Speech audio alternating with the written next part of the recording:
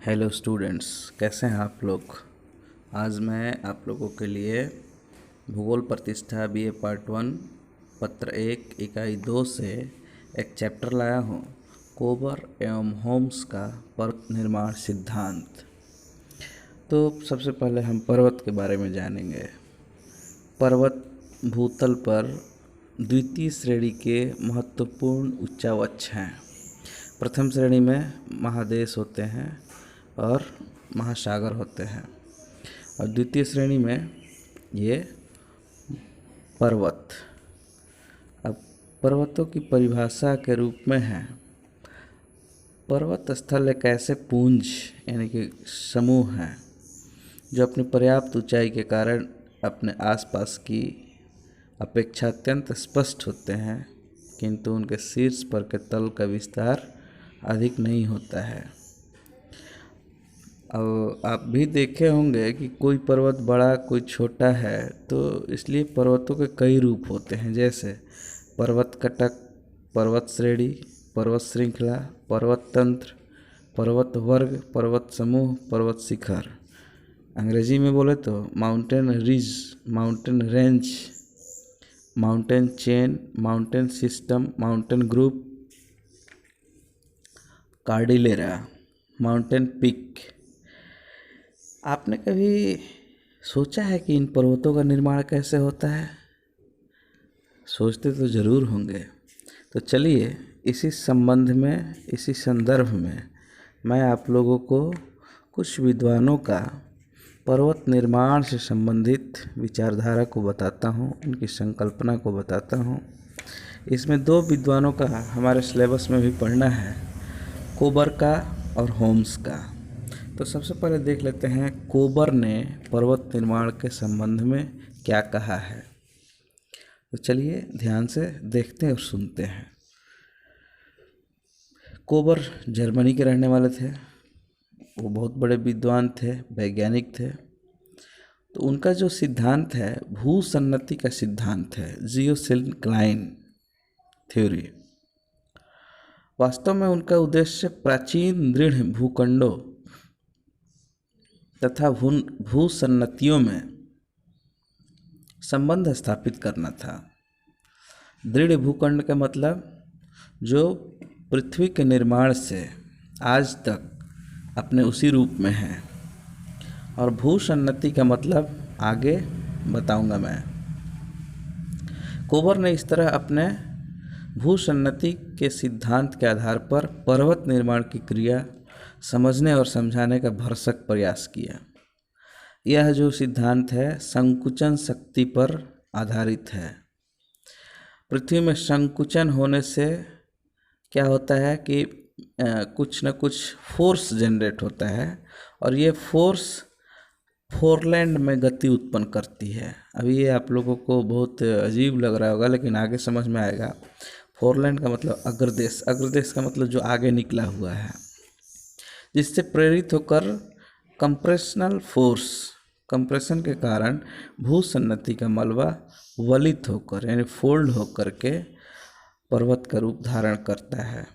जहाँ पर आज पर्वत है वहाँ पहले भूसन्नतियाँ थी, जिसे कोबर ने पर्वत निर्माण स्थल ओरोजेन बताया। इन भूसन्नतियों के चारों ओर प्राचीन दृढ़ भूखंड थे, जिन्हें क्रोटोजेन नाम दिया उन्होंने।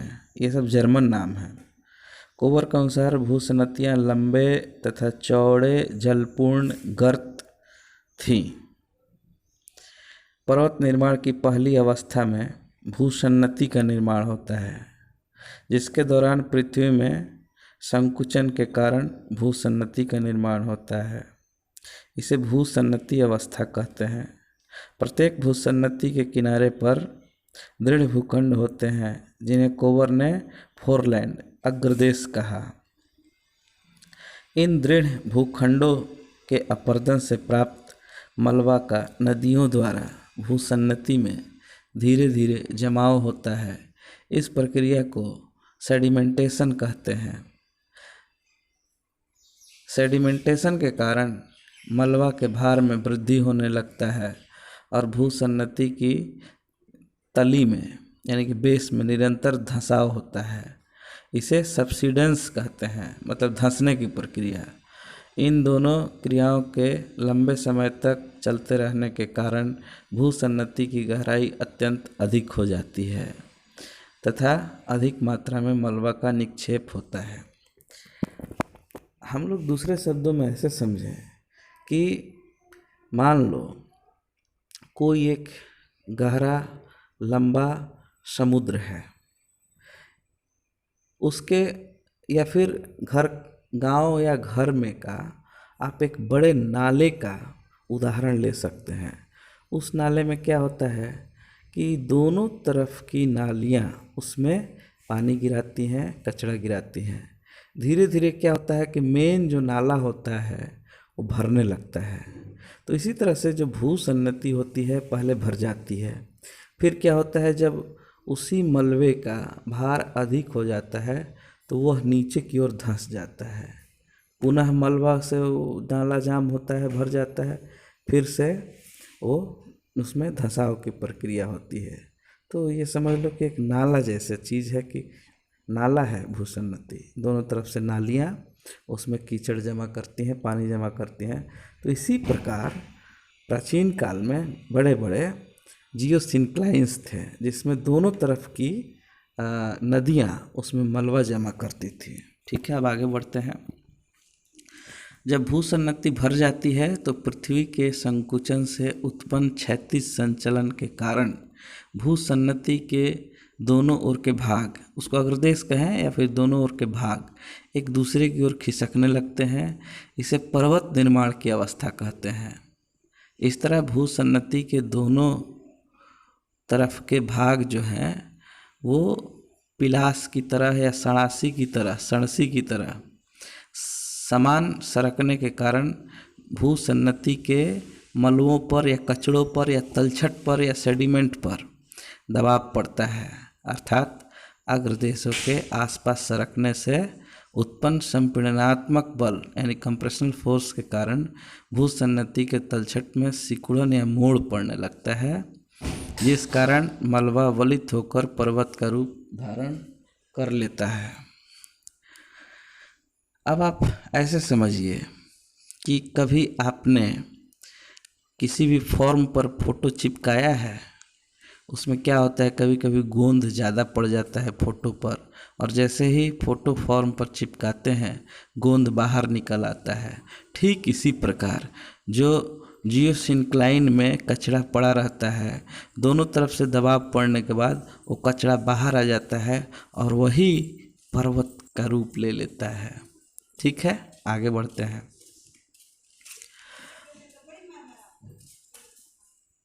जिस कारण मलबा पर्वत का रूप धारण कर लेता है। भूसन्नति के दोनों किनारों पर दो पर्वत श्रेणियों का निर्माण होता है जिसे कोबर ने रेंडकेटेन नाम दिया है। रेंडकेटेन जर्मन नाम है। भूसन्नति के मलबा का पूर्णतः या आंशिक रूप में वलित होना यानी फोल्ड होना या कंप्रेशन के बल पर आधारित है। यदि संपीड़न का बल सामान्य हो तो केवल किनारे वाले भाग ही वलित होते हैं और बीच का भाग अप्रभावित रहता है, जिसे श्वासीन वर्ग कहा है कोबर ने, और उसको हम लोग सामान्य भाषा में मेडियन मास, बीच की पिंड कह सकते हैं, मध्य पिंड, जिस पर कंप्रेशन का कोई असर नहीं होता है। और जब कंप्रेशनल फोर्स ज़्यादा हो तो जितना मलबा है सभी पर्वत का रूप ले लेता है, उसमें जटिलता आ जाती है। वो क्या होता है कभी कभी इतने मोड़ पड़ते हैं कि वो टूट जाता है और दूर जा कर के छिटक के गिर जाता है, जिसको नैपे कहते हैं। अब देखिए, कोबर ने अपने विशिष्ट मध्यपिंड, मेडियन मास या श्वासीन वर्ग के आधार पर विश्व के वलित पर्वतों की संरचना को स्पष्ट करने का प्रयास किया है। जैसे टेथिस सागर एक लंबी भूसन्नति थी जो पश्चिम में यूरोप से लेकर पूर्व में एशिया तक फैली हुई थी। टेथिस भूसन्नति के उत्तर में यूरोप का भाग और दक्षिण में अफ्रीका का भाग था। इन दोनों के आमने सामने सरकने के कारण अल्पाइन पर्वत श्रृंखला का निर्माण हुआ। अफ्रीका के उत्तर की ओर सरकने के कारण बेटिक कार्डिलेरा, पेरेनीज प्रोविंस की पर्वत श्रेणियाँ, मेन आल्प्स, कार्पेंथियंस, बाल्कन पर्वत तथा कॉकेसस का निर्माण हुआ। इसके विपरीत यूरोपीय दृढ़खंड के दक्षिण की ओर खिसकने के कारण एटलस, एपिनाइन्स, डिनाराइड्स, हेलेनाइड्स, टाराइड्स पर्वतों का निर्माण हुआ। अब कार्पेंथियन और दिनारिक आल्प्स के मध्य वलन से अप्रभावित हंगरी का मैदान मध्य पिंड का सुंदर उदाहरण प्रस्तुत करता है। अब हम लोग देख लेते हैं टॉरस तथा पॉन्टिक श्रेणियों के मध्य एनाटोलियन का पठार मीडियन मास का उदाहरण है। एल्ब्रुज और जैग्रोस पर्वतों के बीच ईरान का पठार, हिमालय तथा कुनलुन के बीच तिब्बत का पठार, ये सभी मीडियन मास के एग्जाम्पल हैं। उन्होंने अपने सिद्धांत के द्वारा यही तो समझाने का प्रयास किया था। इस तरह कोबर ने अपने सिद्धांत में मध्य पिंड की कल्पना करके पर्वतीकरण को उचित ढंग से समझाने का प्रयास किया।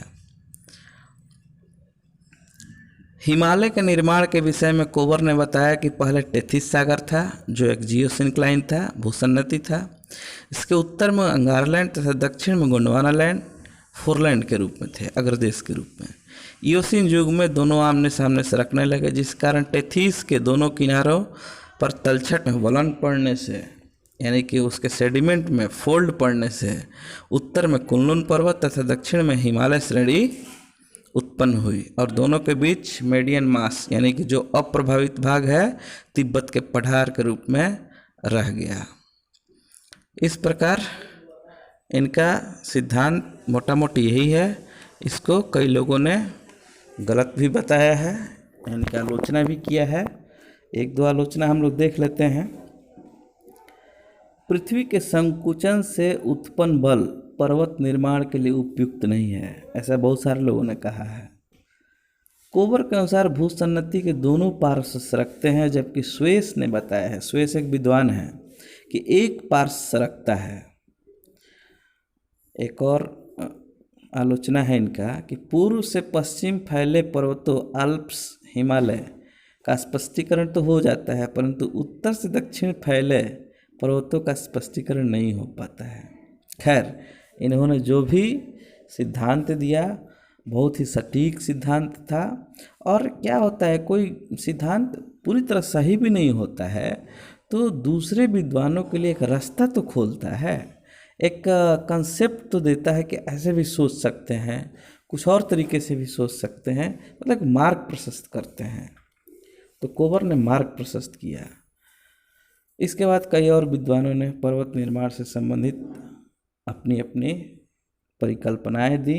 इसी क्रम में एक हम लोगों को पढ़ना है होम्स का संवहन तरंग सिद्धांत, convection current theory of Holmes.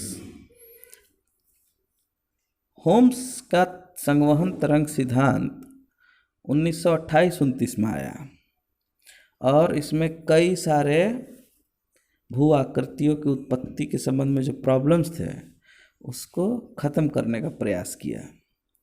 इन्होंने बताया कि पृथ्वी की आंतरिक संरचना दो भागों में है। ऊपरी भाग को क्रस्ट और निचली भाग को सबस्ट्रेटम कहते हैं। क्रस्ट की रचना सियाल, सिलिकॉन और एल्यूमिनियम तथा सबस्ट्रेटम की रचना सीमा से, सीमा का मतलब सिलिकॉन एंड मैग्नीशियम। सियाल महासागरों के नीचे नहीं पाई जाती है या बहुत कम पाई जाती है पतली परत के रूप में। संवहनीय तरंगों की उत्पत्ति चट्टानों में स्थित रेडियो सक्रिय पदार्थों पर आधारित होती है। पृथ्वी के ऊपरी भाग में रेडियो सक्रिय पदार्थ अधिक पाए जाते हैं, परंतु तापमान अधिक नहीं हो पाता, क्योंकि ऊपर से क्या होता है कि कंडक्शन या फिर रेडिएशन द्वारा ऊष्मा का क्षय हो जाता है, ह्रास हो जाता है। इसके विपरीत सबस्ट्रेटम में रेडियो सक्रिय पदार्थ कम होते हैं, लेकिन तापमान लगातार वहाँ पे संचित होते रहता है, जिस कारण हीट अधिक हो जाता है। परिणाम स्वरूप पृथ्वी के गर्भ में संवहन तरंगें उत्पन्न होकर ऊपर की ओर चलने लगती हैं। पृथ्वी की पपड़ी के नीचे पहुंचने पर इनकी दो स्थितियां होती हैं। जिस स्थान पर दो संवहन तरंगें अलग होकर एक दूसरे के विपरीत दिशा में प्रवाहित होती हैं, वहां पर फैलाव होने से तनाव की शक्ति पैदा होती है, जिस कारण स्थलखंड दो भागों में विभक्त होकर विपरीत दिशाओं में हट जाते हैं तथा बीच वाले खुले भाग में सागर का निर्माण होता है। इस तरह महाद्वीपों में प्रवाह होता है। दूसरा, जिस स्थान पर दो केंद्रों से ऊपर उठने वाली संवहनीय तरंगें पृथ्वी की पपड़ी से के नीचे पहुंचकर मुड़कर क्षैतिज दिशा में प्रवाहित होकर एक दूसरे से मिलती हैं, तो अभिसरण कन्वर्जेंस के कारण दबाव की शक्ति उत्पन्न होती है। परिणाम स्वरूप धरातल में अवतलन होने से भूसन्नति का निर्माण होता है। इस तरह संवहनीय तरंगों को दो वर्गों में रखा जा सकता है। इसको उन्होंने नाम दिया है उठते स्तंभ की तरंग तथा गिरते स्तंभ की तरंग। अब मैं आपको कन्वेक्शनल करंट समझाता हूँ। पता नहीं इतनी बातों के बाद समझ में आया होगा कि नहीं। चावल बनाने के लिए पहले हम क्या करते हैं कि एक बर्तन में पानी को गर्म करते हैं। पानी गर्म होते हुए देखना बड़ा मज़ेदार चीज़ है कि जैसे जैसे नीचे का पानी गर्म होता है बुलबुला के रूप में ऊपर आता है और ऊपर का ठंडा पानी नीचे जाता है, फिर गर्म होकर बुलबुला के रूप में ऊपर आता है और इस प्रकार एक करंट चलने लगता है। यदि हम उसको ढक दें किसी ढक्कन से तो ये करंट और वाष्प मिल करके उस ढक्कन को भी हटाने लगते हैं। कभी भात बनते समय ध्यान से देख लेना, सारी बातें समझ में आ जाएगी कि संवहन तरंगें होती क्या है। ठीक उसी प्रकार की तरंगें पृथ्वी के नीचे भी चलती हैं। आपको पता है कि पृथ्वी के नीचे तापमान अधिक होता है और लगभग पिघली हुई अवस्था में होती है। तो इसमें क्या होता है कि ऊपर के रेडियो सक्रिय पदार्थ जब नीचे जाते हैं तो तापमान लगातार बढ़ने से वहाँ पे संवहन तरंग उत्पन्न होती है और ये धाराओं के रूप में चलने लगती हैं। तो इनका जो मोटा मोटी जो तरंग सिद्धांत है, इसमें यही बताना चाहते हैं कि इन तरंगों से क्या होता है कि कभी भूसन्नति का निर्माण होता है। ऊपर की ओर तरंगें जब उठती हैं तो कोई भाग ऊंचे उठ जाता है, कोई नीचे धंस जाता है, इससे पर्वत का निर्माण होता है। और जब डिसेंडिंग करंट होता है तो उसमें भी कोई भाग ऊपर और कोई भाग नीचे की ओर हो जाता है, तो इससे भी पर्वतों का निर्माण होता है। महाद्वीपों तथा महासागरों के नीचे संवहन तरंगों की उत्पत्ति होती है, परंतु महाद्वीपों के नीचे से उठने वाली संवहनीय तरंगें अधिक वेगवती होती हैं, क्योंकि महाद्वीपीय चट्टानों में रेडियो सक्रिय पदार्थ अधिक मिलते हैं।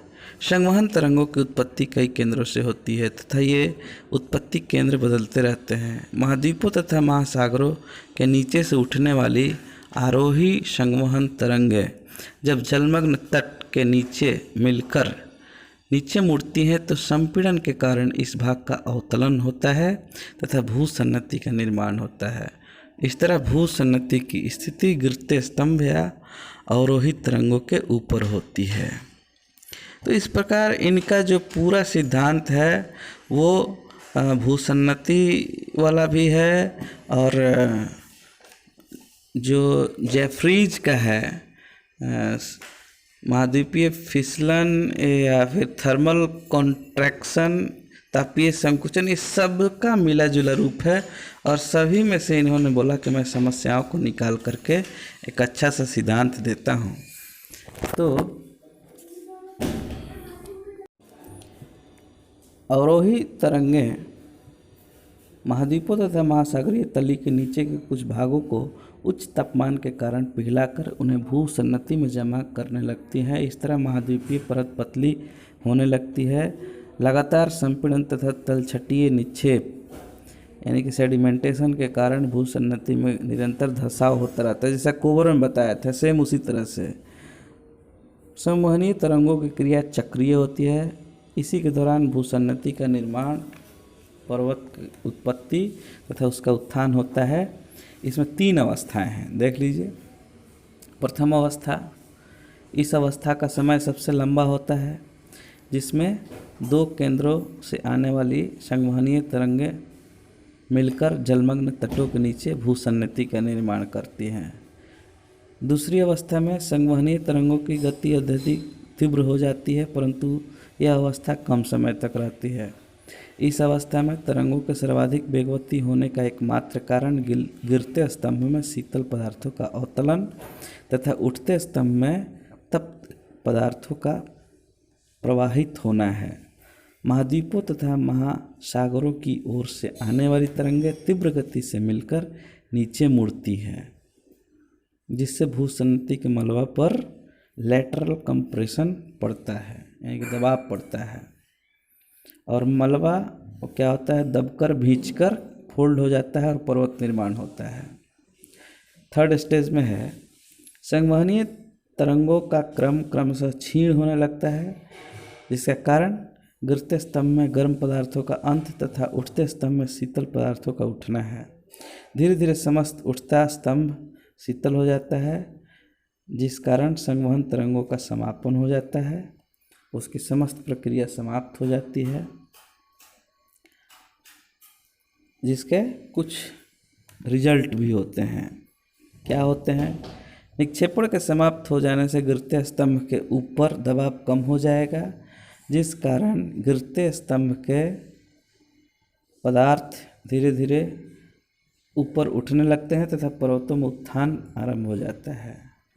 दबाव का कम हो जाने से भारी पदार्थ जो नीचे दब गए हैं अब ऊपर उठने लगते हैं, जिससे पर्वतों में पुनः उत्थान होने लगता है। इस प्रकार इस सिद्धांत के आधार पर पर्वत निर्माण की अवस्थाओं भूसन्नति, पर्वत निर्माण तथा विकास की अवस्था स्पष्ट हो जाती है। लेकिन फिर भी कई विद्वानों ने इसकी भी आलोचना की है। सही बात है, कोई भी चीज़ परफेक्ट नहीं होगा। नेचर में जो भी है उसके बारे में आप कुछ भी बताएंगे तो वो परफेक्ट नहीं होगा, कुछ ना कुछ उसमें कमी रह जाएगी। तो कई विद्वानों ने जो आलोचना किया है उसको देख लीजिए। उठते तथा गिरते स्तंभ की धारणा संदेहास्पद है। सही बात है भाई, ये क्या भाई चीज़ है। संवहन तरंगे पृथ्वी के अंदर ताप प्रवणता तथा रेडियो सक्रिय पदार्थों पर आधारित है, जिसके विषय में जानकारी कम है, और इन्होंने पूरा मान लिया उसको।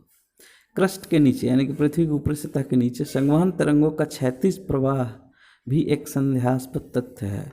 ऐसा नहीं है कि वो भात बनने की तरह लगातार चलते रहता है। रूपांतरण द्वारा भारी पदार्थ का नीचे की ओर धंसाव एक भ्रामक ही प्रतीत होता है, समस्या है।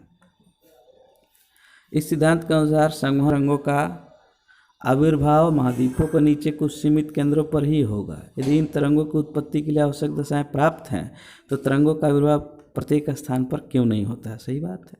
इससे महाद्वीप क्या हो जाएगा, टुकड़े में विभक्त हो जाएंगे। ऐसा तो नहीं हो रहा है। आरोही तरंगे क्रस्ट के नीचे मुड़कर क्षैतिज रूप में न चलकर ऊपर की ओर चल सकती हैं। ऐसी स्थिति में वेगवती तरंगें भूपटल को तोड़कर भयंकर विस्फोट से धरातल पर ज्वालामुखी क्रिया को जन्म देंगी, लेकिन ऐसा भी नहीं होता है। इस प्रकार पर्वत निर्माण की जो दोनों प्रमुख सिद्धांत हैं आपके सिलेबस में है, उसकी चर्चा यहाँ पे हुई है। हमने उस सिद्धांत के बारे में जाना और उसकी आलोचना के बारे में भी जाना। इस वीडियो को बनाने में जिन पुस्तकों का सहारा लिया गया है उसमें है भौतिक भूगोल सविंदर सिंह, भौतिक भूगोल SBPD प्रकाशन, और इसके लेखक हैं डॉक्टर चतुर्भुज ममोरिया और डॉक्टर MS सिसोदिया। इसके अलावा इंटरनेट का भी सहारा लिया गया है। आपसे उम्मीद है, आप लोगों से आशा है कि आप लोग इसको अच्छे से सुने होंगे, देखे होंगे। अब एक अच्छे से नोट्स बनाइए, बुक्स, इंटरनेट और मेरे वीडियो का सहारा लेकर के परीक्षा में अच्छे से प्रेजेंट कीजिए। अच्छे मार्क्स आएंगे, ऐसा उम्मीद है, ऐसी आशा है। बहुत बहुत धन्यवाद।